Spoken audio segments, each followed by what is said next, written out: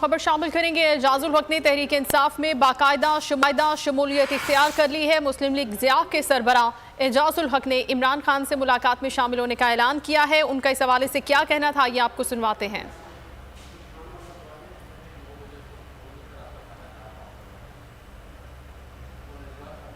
साथ है और आज उनसे बात हुई है कि हम इलेक्शन उनके साथ मिलकर लड़ेंगे, बल्ले के निशान पे इलेक्शन लड़ेंगे।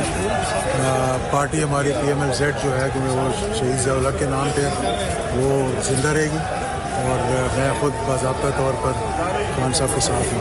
ये जितना जल्दी हो सके इस मुश्किल से मुल्क को बाहर निकालना चाहिए और हर किस्म का बातचीत जो है ना आपस में बैठ कर करनी चाहिए। मैं ये बात की आज खान साहब से भी बात की है और वो इस बात पे एग्री करते हैं कि जनाब हम तैयार हैं बातचीत करने के लिए, हर किसी से हम बातचीत करने के लिए तैयार हैं, लेकिन इलेक्शंस के बारे में बात करें ना, और तो किसी चीज़ पे बात हो नहीं सकती। अब हो रहा है लोगों के घरों के अंदर जाना और हमले करना, आंसू गैस फेंकना, ये मेरे ख्याल में पाकिस्तान की तारीख में इससे पहले कभी देखने को नहीं। जिद है, जिसकी भी जिद है, छोटे छोटे बच्चे हैं, तराजू के पड़ों को बराबर करवाते करवाते ये ना हो कि तराजू ही टूट जाए।